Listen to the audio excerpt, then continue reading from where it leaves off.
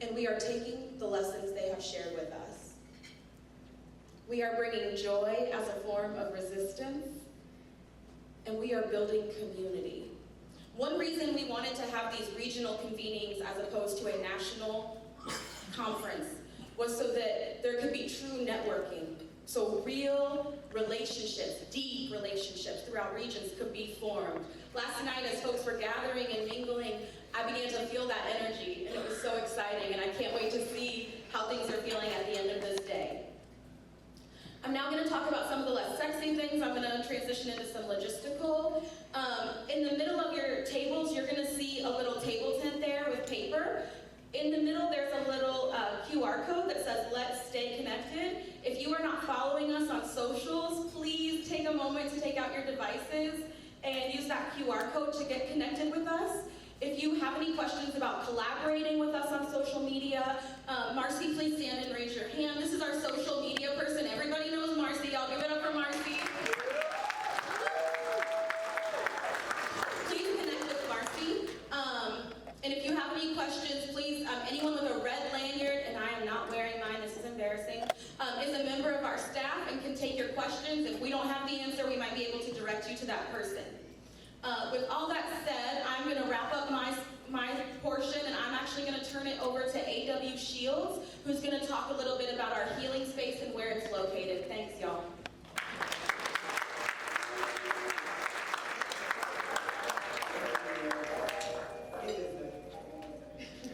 What a gift it is to be with you all today. Just real quick, just look around at all the beautiful souls in this room and the energy that has found us today. Real quick, take a quick look.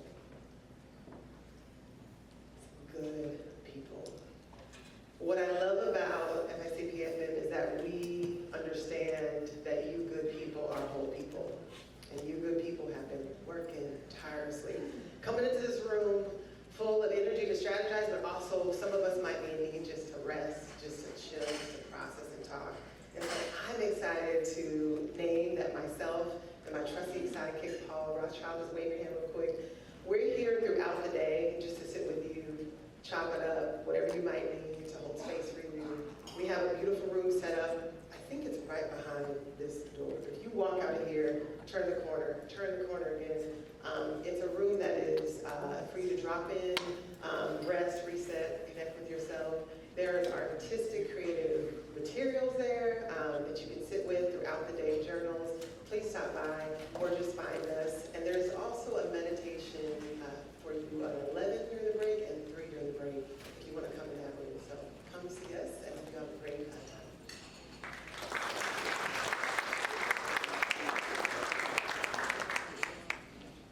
Thank you, A.W. Now I'm going to take a moment to introduce a man that many of you know, Mike Biggs, our network and events manager. Mike, please come up.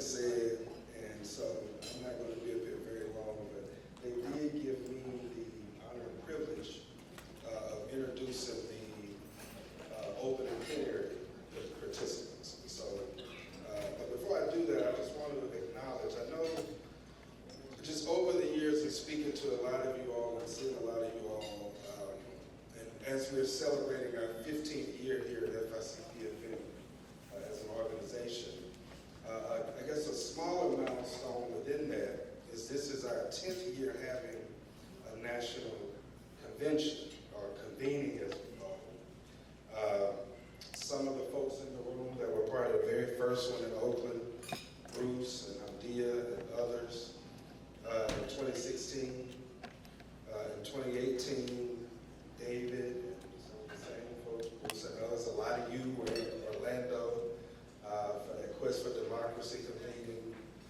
that helped fuel the energy that passed the Amendment 4 in Florida.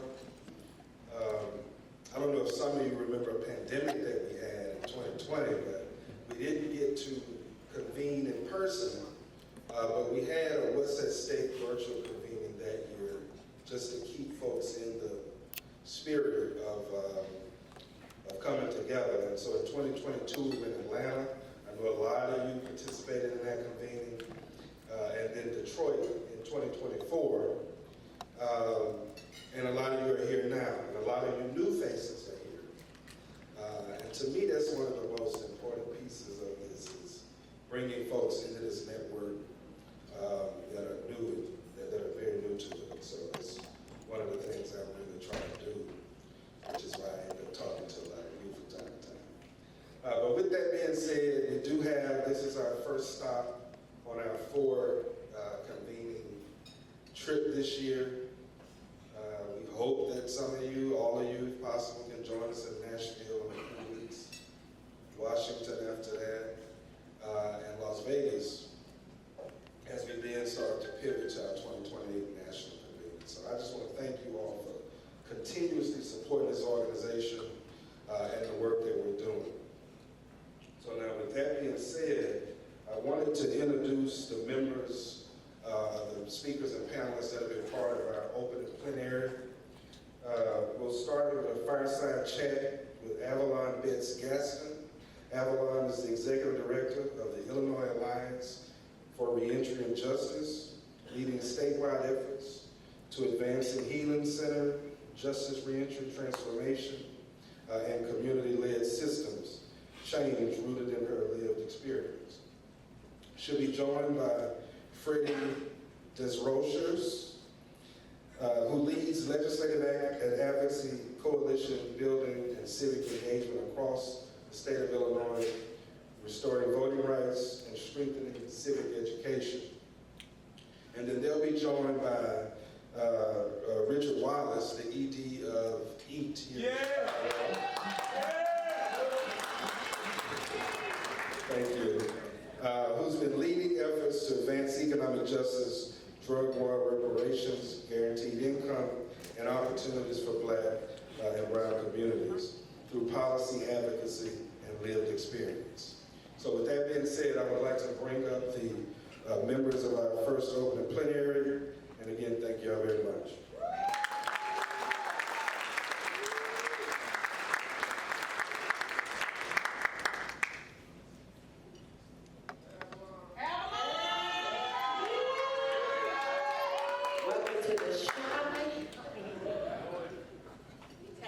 Technically not in Chicago right now.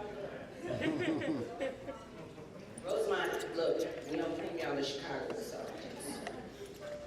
But y'all good. So thank you all for this opportunity. Freddie and I are going to just have a conversation in front of you. It's not anything formal. But before we get started, if you notice on your table, there are some stickers and a flyer that says Vote in Her Honor. I wanted to just share what that campaign means. Here in Illinois, we have an opportunity under Freddie's leadership to be the first state in the nation to restore voting rights to currently incarcerated people.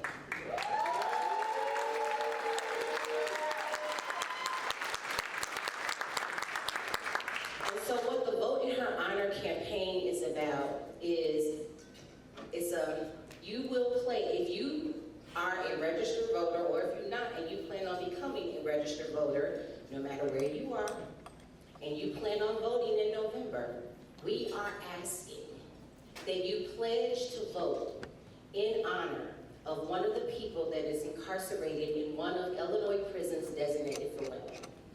You can put your name in on our website. The QR code is on the flyer. The actual URL is on the sticker and the flyer. You put your name in. You actually get to select the name of a person in IDOC. So vote on behalf of them because they cannot vote. So that is what we are asking you to do. We have 1,446 people incarcerated in Illinois prisons for women. We're trying to get 1,000 people, now come on FICPFM, y'all can come through for us, to pledge to vote in honor of one person IDOC. So who all here is going to pledge to vote? I need to see hands. All right, so make sure you please do that. And then, in honor of the voting thing, we have I am voting in her honor stickers. So then once you do your little pledge, you can put your stickers on. Thank you so much for the support. We appreciate it. And then help us get voting restored to our family sitting in cages. So with that, I thought that was good. So we appreciate that. We have a couple questions. Like I said, we're just going to have a conversation here in front of you. So I know that Mike gave a little bit of your bio, but before we jump in, can you introduce yourself a little bit more thoroughly and share what brought you into this work?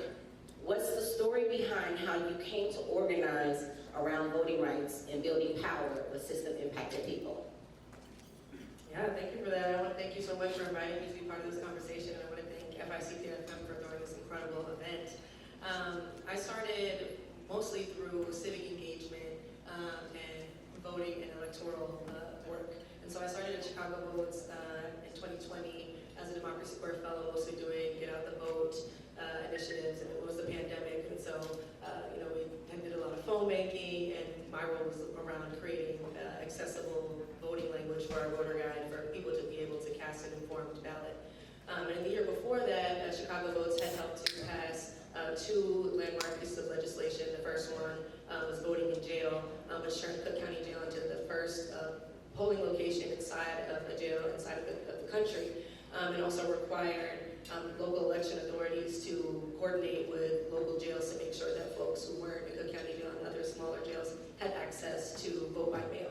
And so that was a big win for us. And then also that year, we worked to pass Civics in Prison, which created peer-taught civics courses that would be taught to people who were returning from prison to basically make sure that they knew that they had their right to vote back now that they're no longer incarcerated. And because Dr. Rivers had done different polling and research that showed that people were getting out and not realizing that they had their right to vote back.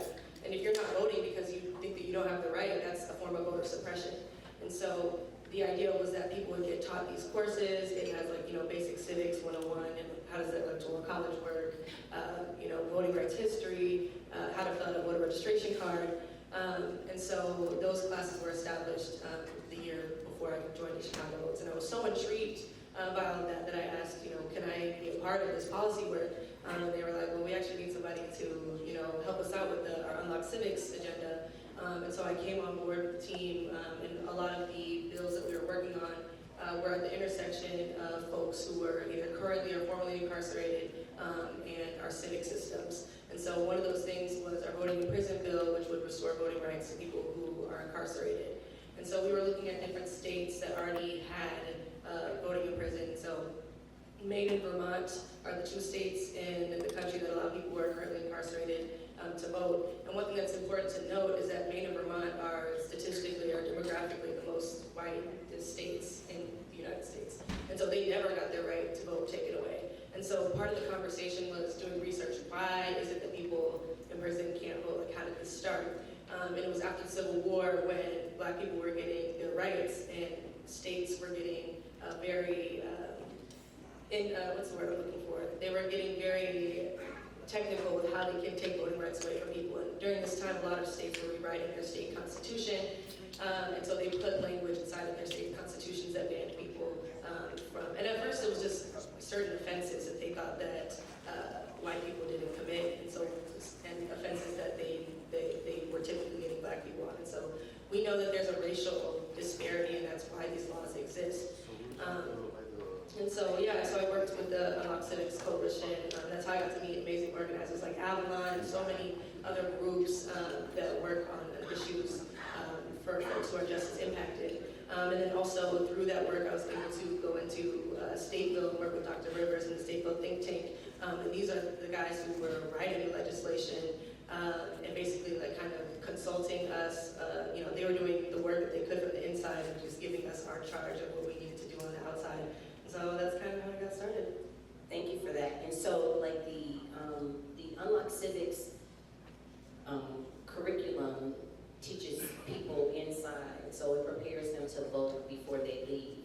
it helps them to understand the importance of voting and showing up civically.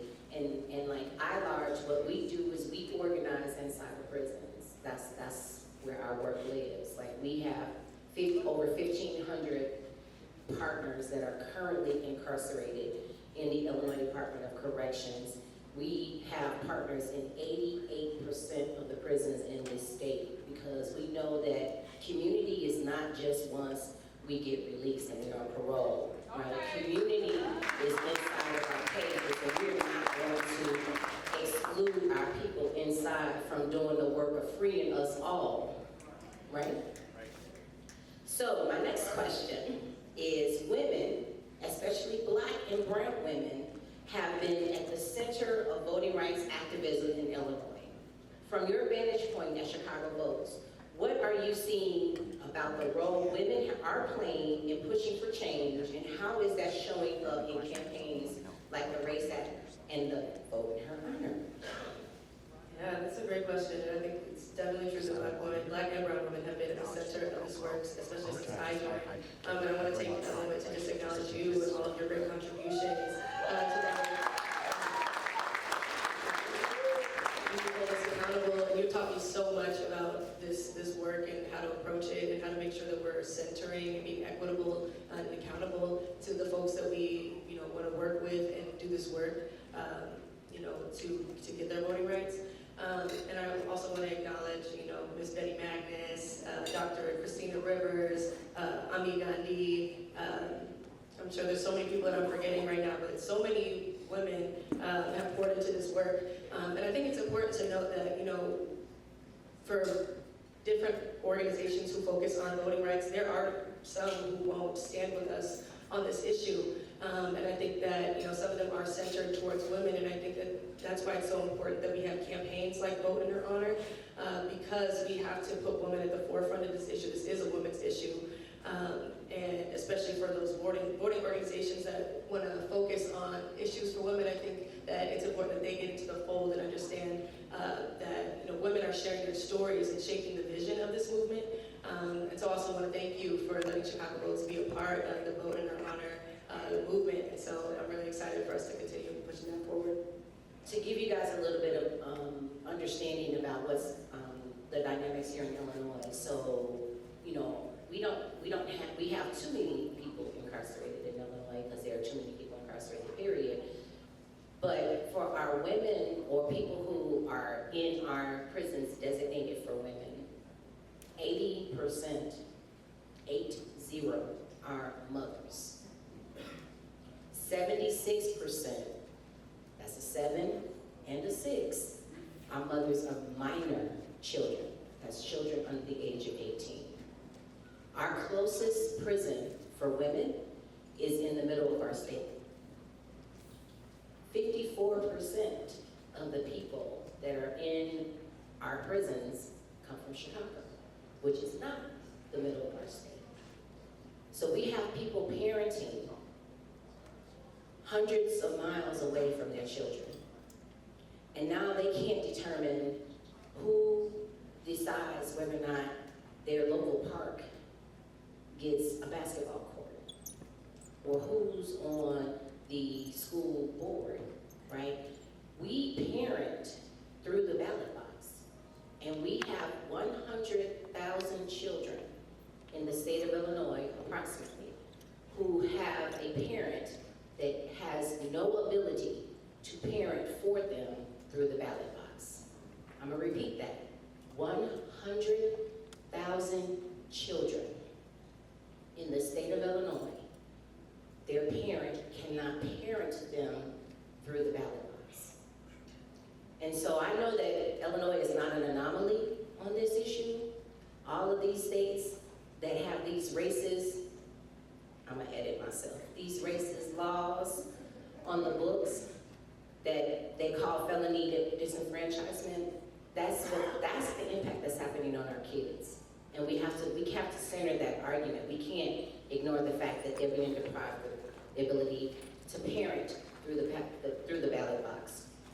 So my next question is, Chicago Votes has been a key driver behind the Race Act, which would restore, again, voting rights like to say we had, you got poll test everything, right?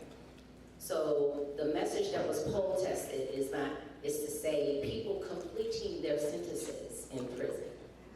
That goes over well. So instead of saying people, incarcerated people, you say we're restoring voting rights to people completing their sentence in prisons. All right? Y'all learned something today. Can you talk about why this legislation matters and how women inside and outside of the criminal legal system have shaped the movement behind it? And I also want to just note for the state of Illinois, all of the people from Illinois here, we did not amend our Constitution to enshrine felony disenfranchisement until 1970. That's a 19 and a 70. And it's not lost on me that was on the heels of the civil rights movement. So when you think about these laws, like she said, they started out after Reconstruction thinking, oh, white people don't commit these crimes. That it is a racial justice component. It also creates a power that people who are incarcerated have to impact and change what's going on in their conditions inside, which I think is something that, especially when we're organizing with and talking to folks inside, is something they bring up often. They say we write to our legislators. Sometimes they don't get back to us. And if they saw me as a voter and someone who could hold them accountable, maybe we can get some more changes. And I think that also, like I mentioned, looking at this issue as a voting rights issue and the modern voting rights issue of our era is something that I think that more people in general, need to think about and consider. And so, yeah, I think that there's so many reasons, down to political power, down to the conditions, down to people who are mothers, who also, we know that the data shows that people who are connected to their community through voting are less likely to harm their communities. They're more likely to integrate into society. You have to feel like you belong in order to be able to build your life. And voting is a key aspect of what makes somebody a citizen. And so I think that when we have conversations with lawmakers, and something that Avalon taught me actually, is having the lawmakers explain to us why people in prison can't vote, as opposed to having us explain to them why they should. A lot of times lawmakers, they stumble over their tracks because it's really hard to justify why somebody who's a citizen of this country shouldn't be able to participate in the most fundamental practice of our democracy. And so, yeah, thank you for that. There's a lot of pretextual nonsense spewing from people's mouths when you ask them about this issue and others. So we're about to wrap up. We have one more question. So we're also watching the Inclusive Democracy Act on the federal level, which would expand voting rights nationwide to people who are completing their sentences in prison, right? So all federal elections would be opened up to people completing their sentences in prison. How do you see local organizing, like the work happening here in Chicago and in Illinois, connecting to these bigger national conversations about democracy, inclusion, and who gets to participate? Yeah, I think we're in a really interesting space in Illinois right now where we're trying to, test the folks who are in power and how far they're willing to go and what changes they're willing to make. And we're seeing a lot of great wins here. They mentioned Clean Slate earlier. That's a great win for us. I think looking at Illinois as a place that's expanded jail access for people who are incarcerated, the civics courses for folks completing their sentence. I think that when we talk to lawmakers, sometimes they'll say, well, in Illinois we actually have it good because people who at least once they finish their sentence are able to vote, right? And I think that us saying no, that's actually not enough, and it's actually not going to be enough until everyone is able to participate, creates also a conversation on a national level where you have states where those laws are a lot more restrictive. And so I think that these are the same conversations they have, with Voting Rights Act, and saying oh, can y'all wait on that? We can do this in layers. We can maybe not give everyone the right to vote. And I think that pushing forward and saying that there's no carve out, there's no end point until we get everything that we're asking for, I think helps to push the national conversation forward. And so I think that, setting the building blocks that we're having here, where we're all in community and learning from what each state is doing, helps to inform the national conversation. It puts pressure on our federal lawmakers and just people in our community that saying, look, this actually does exist, people do have it, why can't we have it as well? Yeah, and we have opportunities here, like we have some in Illinois, we have some people that are running for federal office. And we need to be thinking about these issues as constituents and as Illinoisans to say, hey, where do you stand on these particular issues, right? Durbin has retired, Danny Davis has retired, right? Like, these are two key people in our state, and so, like, who's running to replace them, and where do they live on our issues? And, I'm not saying to endorse anybody. I know there's some C4 people in here, we not C4, so, like, we can't go there, but I'm just saying, like, that's something for us to be thinking about. Like, it's not just about, like, how popular the people are, right, in the community who's running for office, but thinking about how do they actually stand on our particular issues. And for those who want to follow the Inclusive Democracy Act progress, it is going to be introduced, I think, either on the 22nd or the 23rd of this month by Congresswoman Ayanna Pressley, who was born in Chicago. I mean, we outside, y'all. So that is all that we have. We really appreciate the opportunity for Freddie and I to have this conversation in front of you. We hope that we shared some information, help you understand, like, the work that's happening here in the state of Illinois, and maybe that can encourage you to take it back to your state if you're not here, to think about, you know what, I know we were thinking about doing this, but, like, maybe now is the time to, like, go for all of it, because, or at least try to go for all of it, because, you never know, like Michael Jordan, again, says, you miss 100% of the shots you don't take, right?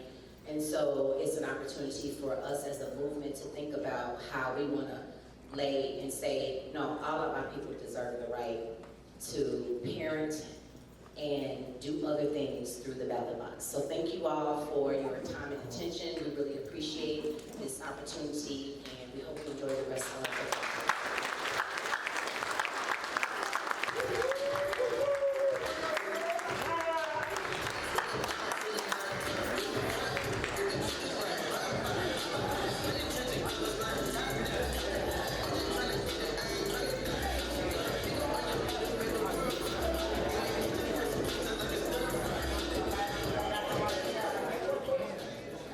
Y'all ain't through me yet. So first off, I have to say this. When I first got into this work, a dear friend of mine, Andrea James, who's running for governor for the state of Massachusetts. Free her. She told me about, she was like, you gotta meet this guy named Rich. And I was like, Rich? Okay. She was like, sis, let me tell you. You gotta meet Rich. And we were able to meet, and I feel like, well, we both from the West Side. I'm lead at there. And so I felt like when we met, there was a genuine kinship there. And he has, even not even knowing, has really helped me to expand how I show up in this space.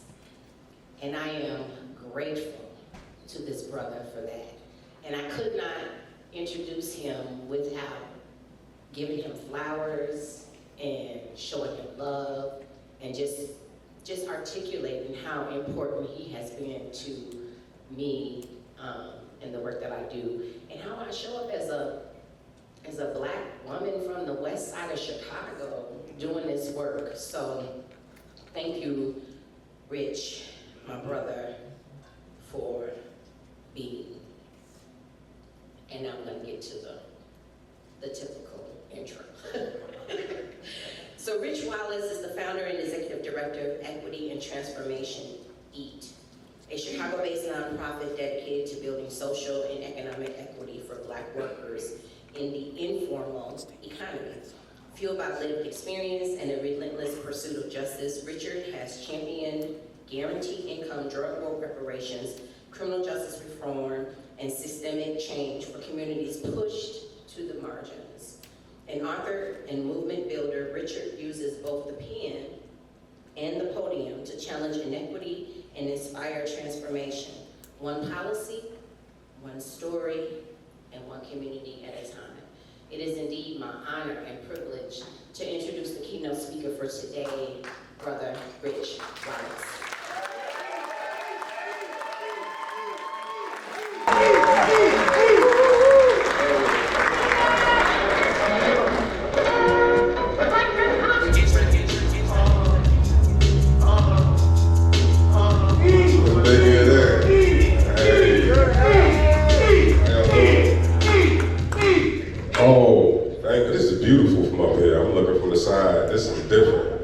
Try not to get shook by this. I'm just gonna look at that sign back there and speak to it. But I'm honored to be in this room with you all, honored. And when I was tapped to be the keynote, I was thrown off. I was like, wait, what? Me? You know, also filled with gratitude, something about being seen, right? For the labor that you put in. Particularly for me as a low-bottom drunk. Who just gave their chance a chance in 2006, man, it means something to be here now, right? I am a formerly incarcerated person, a system-impacted person, and all I did is one day at a time woke up and did the next right thing, and somehow, right?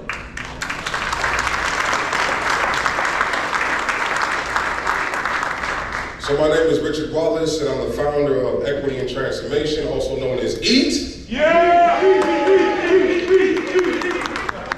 I also founded an organization that's called Black Men Build, and co-founded an organization called Black Roots Alliance. And all of those folks are important to the story that I'm gonna share with you today.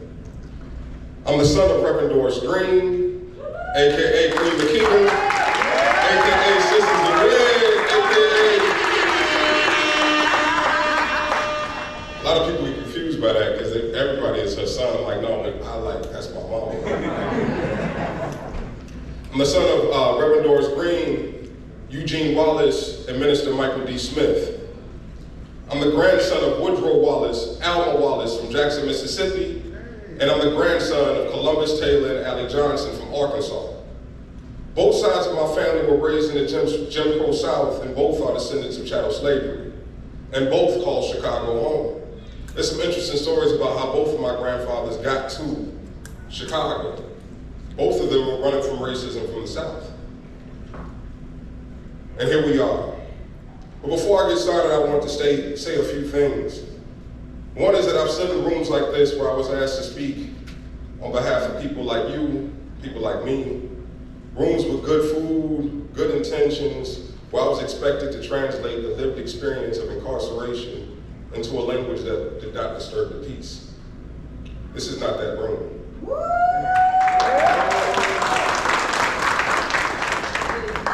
Nobody here needs me to explain that experience. You know what a cell sounds like when it closes. You know what it is to check a box on an application and watch the door close before you finish a sentence. You know what it is to be somebody's mother, daughter, or son driving 4 hours each way for a 45-minute visit. So I'm not going to represent you tonight. I'm going to think out loud with you, because I believe this room already holds the answers to the questions that keep me up at night. Ashe. And my hope is that we can answer those questions together. I'm going to start with 28 words. The 13th Amendment to the Constitution of the United States, ratified in 1865. We were taught that the 13th Amendment ended slavery. So let me read it to you.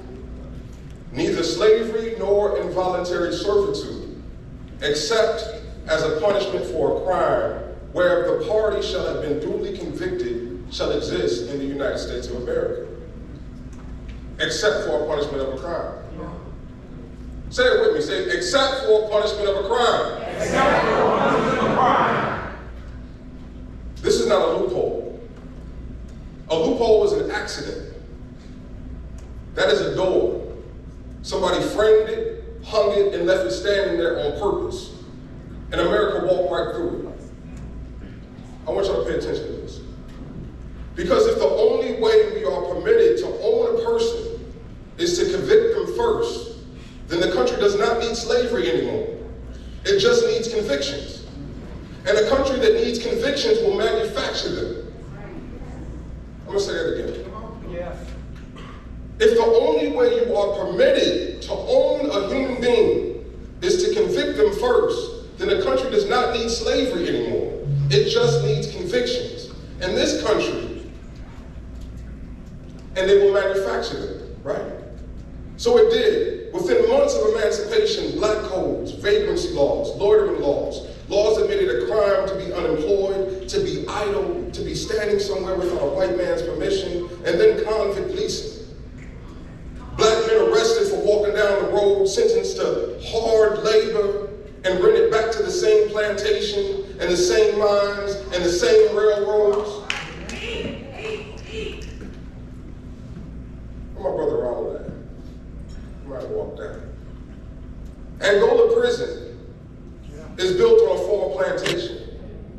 It is named after the country that the enslaved people of New Orleans were stolen from. Men still work in those fields today.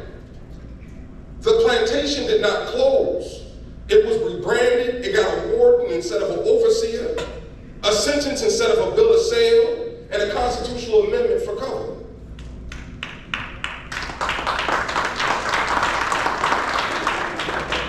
That is the machine. And I need you to hold that blueprint in your mind, that ultimately the crime is invented, the conviction is manufactured, and the labor is extracted. And it's all perfectly legal right here in 2026. We used to speak of these things as specters, a ghost. Specters in history, things that might come back if we weren't vigilant about the fight. This is not a ghost, it is here. It has a body, it has a gavel, and it has a docket number. And I'm gonna bring you current day. This is not, I'm not talking about years ago, this is current. In June 2024, City of Grants Pass versus Johnson, the Supreme Court held 6-3 that a city may arrest you for sleeping outside even when there is no shelter bed for you to sleep in. Not for what you did, for where your body was at night when you had nowhere else to put it. That vagrancy law, that law brought us back to the black codes of 1866. And that happened in 2024. And they got to work. In the 2 years after grants passed, more than 350 cities and 14 states have passed measures criminalizing homelessness. That did not happen organically. These bills arrived in the state legislature, pre-written model legislation, copy and pasted, pushed by a billionaire-backed outfit called the Cicero Institute. I want y'all in this room, who in this room is an organizer? I want you to know that there are rooms just like this, filled with people who rose their hand that are organizing against you. Right? That are organizing against you. Last month, Louisiana signed one of the worst versions. I'm glad Ronald's back. House Bill 211. They named it the Streets to Success Act. Governor Landry signed it in June. Sleeping in the public is now a crime in the state of Louisiana. First offense, $500, 6 months in jail, or both. Let that land. For being homeless, for not having a place to sleep. And if you do it again, you will serve 1 to 2 years, and the statute says, in writing, with hard labor.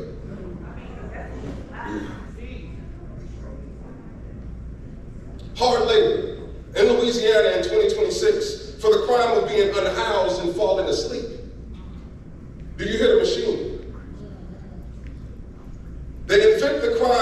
manufacture the conviction and extract the labor.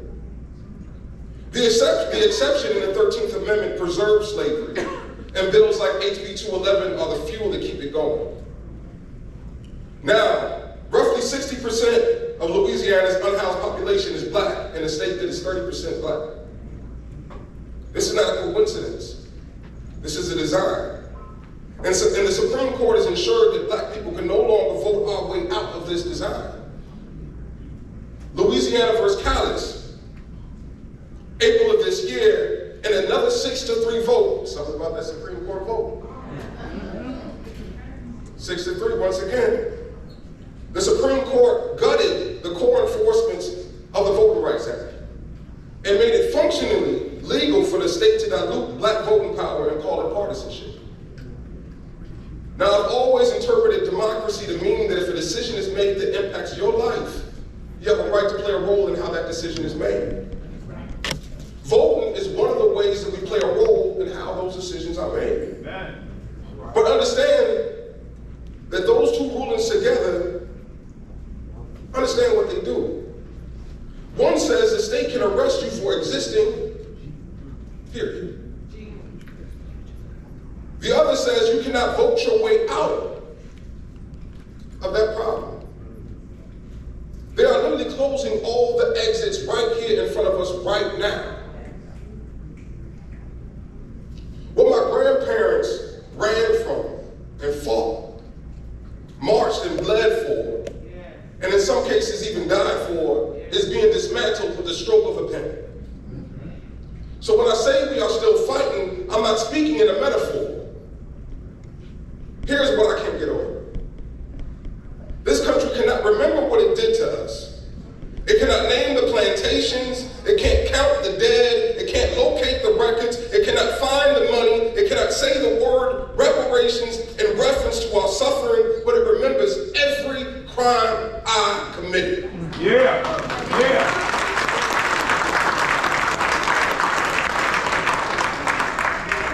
It remembers my case in 1997. It remembers the charges that were dismissed. It remembers an arrest that never became a conviction. It remembers it in a database, and a background check, and an algorithm that cost a landlord $19 to run. Simply so they could tell me and deny me access to rent an apartment where I want to live. 2.2 million adults in this country, 2.2 million Illinois residents carry a criminal record. Nearly 1 in 5 adults in the state. This country has perfect memory of our crimes and total amnesia of its own.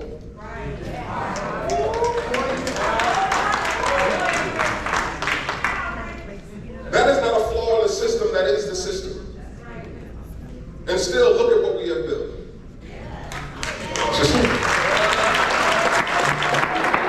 Let's go!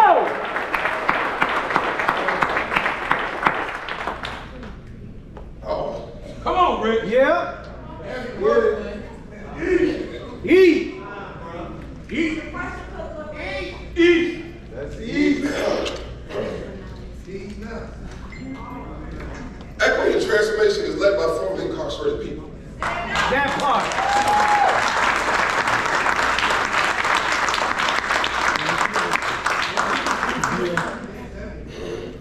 It's a manifestation of a father who died in Dixon State Prison, and a son who wrote letters to him from IYC St. Charles, and a mother who saw the importance of them having a relationship together, who drove to IYC St. Charles, and drove to Dixon Penitentiary, who gave letters. I couldn't mail a letter straight to Dixon. She had to send the letters to Dixon, and ensured that we had a relationship, right?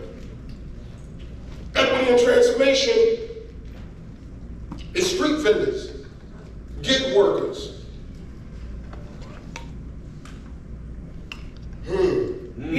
formerly incarcerated people who were written off by society coming together to organize as a political constituency. We fought for cannabis policy that remembered who paid the price for prohibition. 800,000 records were expunged in the state of Illinois. Let's go!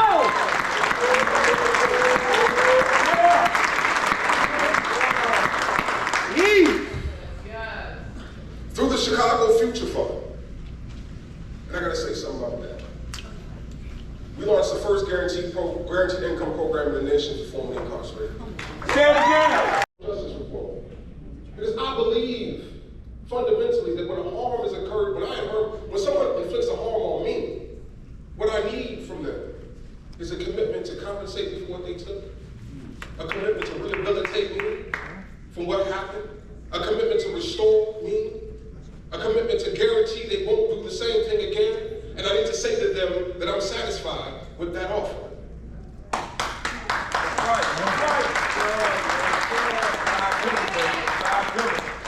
And you may not know, but what I just broke down to you is what is the UN's definition of reparations. So it's that simple, y'all. So as you go into your day, into the sessions, don't be afraid of the word reparations. Lean into it. Because at the end of the day, reparations is a container that holds us all. Thank you for your time.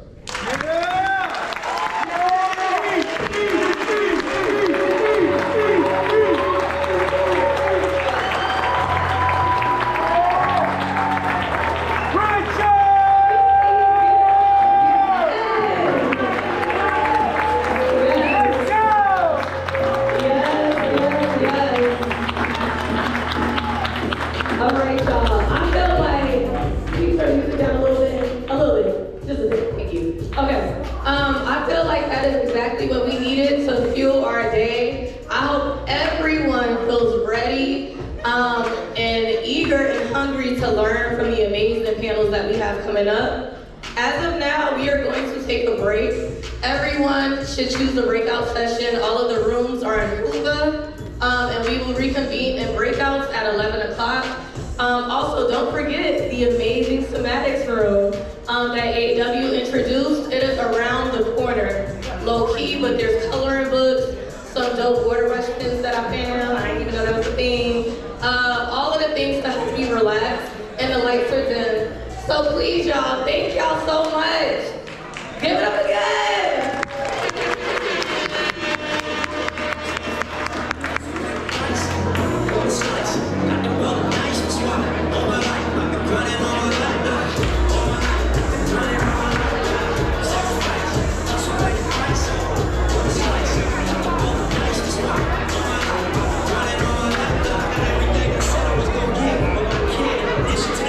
Legit.